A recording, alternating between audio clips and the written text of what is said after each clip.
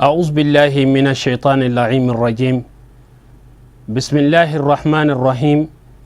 اللهم صل على سيدنا محمد الفاتح لما أغلق والخاتم لما سبق ناصر الحق بالحق والهادي إلى صراطك المستقيم وعلى آله حق قدره ومقداره العظيم. وبعد السلام عليكم ورحمة الله تعالى وبركاته. بل Cherifla TV لجيبو أمبو فوكا ولنمندون كالله سبحانه وتعالى دلي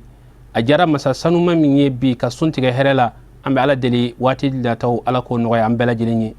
سنتك تولا أني دو منون دو أم على دلي دو نونو على كامن أني كالا دلي أنغا تابو على كهينو لا على كيفوما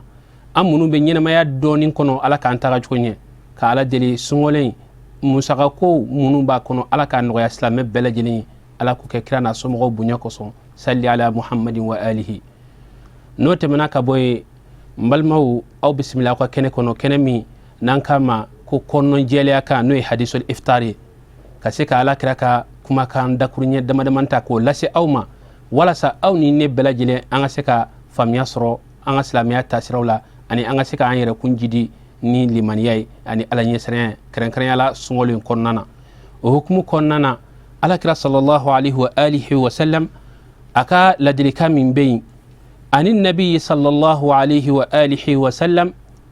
قال إذا صلت المرأة خمسها وصامت شهرها وأطاعت زوجها وحفظت فرجها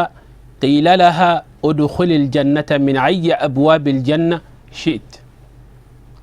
ما المو على صلى الله عليه وآله وسلم نيالك كنون جيليا كوندوي كرن كيرا كان يسي أمبالا كوما كرابا من تكما كنفه وما ينطق عن الهوى على كتن قرآن كنا سورة النجم أكو كرات كما أكنفه واتا أنين دعوفه ولا أبي فينغ فينفو النفع بي أكم منتوني كان كرن كنا على أنسلامو أكما كان كيلون كيلين أبان نفجين كنا وأبي بودا دم ملاهرة ولا لا كراكو أكو كوني سلام مسوي aka salwati duru o dafa tumana mina ka sali ka dafa no ye ka fajiri sali ka asali tumana ka dafa salfana ko sali asal tumana ka dafa lazara ko sali asal tumana ka dafa fitri safo ko bela jelen sali asali tumana ka dafa wasamat shahraha aka sungalo kalo ko sun ko dafa karen yala amflani kalo mina ni darratin ka kaloin kumbe ni limaniyai katla ka kaloin sun ka dafa ni ala nyesranyai wa ata'at zawjaha katla ki kolo afurchei ka son afurchei ni furche ko mi abode ke ni furche ko aka dairo mi abe dain katla ka yere kun ka tafe bulo ko kolosi ka bo walche bela jelema ala kira ko ni islam muso ni bela jelenke tumana mina ka saka to ninka ko lahara dun ko ala ba fo atiki masina nye imunu ne ala ka aljanna bundaw ni nyogonche mi ja ika do akonnana eki munu ne ala ka aljanna bundaw ni nyogonche mi ja ika do akonnana ala ka ni nogoya ambalmo bela jeli ala ka ni nogoya islamé muso bela jelen keren keren yala ala ka nogoya an fur muso ye ka nogoya an baw ye islamu keren keren yala an baw ni aw ka babu ye sungolo ina ala ba don ni baraji bala a baraji famba aw de tadu sabla aw de be suna kare tobiwla ka auto suna aw de be suguri tobila ka auto suna sungolo degu mana kala chuko aw ka degu nkabu nga ala kiraye ni laydu di awma ni awe nin ke ka dafa lahara don ko aw ba aw nyena wuluma aljanna ni nyogonche ula nin kuma kan ye jumai kelendro amota ka barakenay no ye ki koloy furuche o mimbe ka be ni ala kiraye afo o be ka doya bide parce que muso chama de be bi ani mamunu te dine kelena fiyo ulu ka tasira anulu ka tabulo u bɛ fɛ k'o ladege nka u ma kɛ olu yɛrɛ ta ye. Muso ni cɛ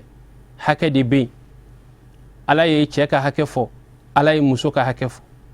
Nka ni muso min ko f'ale k'a dansago k'a yɛrɛ bila cɛ ka hakɛw la, ne ba i b'i yɛrɛ tɔɲɔ dɛ. O la e min filɛ nin ye, hayi mɔni sumayali k'a di cɛ ma baara don, i jija. Alakira ko n'i ma kolo i cɛ ye lahara don bɔda t'i ye dɛ. E min filɛ nin ye, e tɛ se ka sunakari yɛrɛ ta k'a gɛrɛ i cɛ la, sabula a muso suguya bɛɛ lajɛlen bɛ yen. Nka an bɛ Ala deli a ɲumanw Ala k'olu de caya. Silamɛ muso, i jija i cɛ la, i bɛrɛ bɛn i cɛ ma, i cɛ ka seni i ka hadamadenya bɛɛ ma. N'i ma cɛ suma, n'i m'o sɔrɔ, wallahi i na den tɔnɔ sɔrɔ. An dun ɲɛ b'a la tile min na,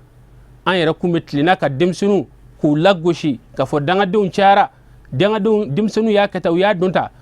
N'i y'a mɛn denmisɛnnin yɔrɔ dɔrɔn a bɔra masa dɔ de la dɛ. O la ni baw m'u jɔ u jɔyɔrɔ la, ni baw ma sɔn faw ye, ni baw m'u kolo cɛw ye, den ninnu bɛ kɛ tan de dɛ. O la an baw, yani aw ka sɛgɛn ka taa moriw ka nasiw minɛ ka an kɔ a la, yani aw ka sɛgɛn ka taa sɔmɔw ka sɛbɛnw minɛ ka a siri an cɛ la, a y'aw kolo an faw ye, o y'a bɛɛ ye. Ni an faw ko aw ka dan yɔrɔ min na, a ye dan yen. Aw k'aw jɔyɔrɔ fa du kɔnɔna na. Aw ka kɛ anw fɛ i n'a fɔ aw bɛ den tɔw fɛ cogo min na, ka den bɛɛ lajɛlen kɛ kelen du kɔnɔna na, i n'a fɔ an ka maakɔrɔw, musokɔrɔba ɲuman minnu kun tɛmɛna, hali sisan kelen kelenw bɛ yen, olu denw ani walidenw t'u bɔ ɲɔgɔn na. O la ne baw, ni walanda in kɛrɛnkɛrɛnyala nin bɛ aw de kan. An bɛ Ala deli yarabi fasamantiya minnu fɔra, Ala k'a dafalen di aw ma, walasa aw ka to ka taa aw ɲɛna woloma alijanasow kɔnɔna na. A min ka di aw ye, aw ka don o kɔnɔna na. Ala k'o nɔgɔya anw ni aw bɛɛ lajɛlen ye. O la n balima silamɛw, an sera ka min sɔrɔ bi, kɔnɔjɛlenya kan k'a ɲɛsin aw ma, o ye nin ye. K'aw fo k'aw waleɲuman dɔn, k'Ala deli Ala ka waati wɛrɛ yira an na. Wasalamu alaikum wa rahmatullahi ta'ala wa barakatuhu.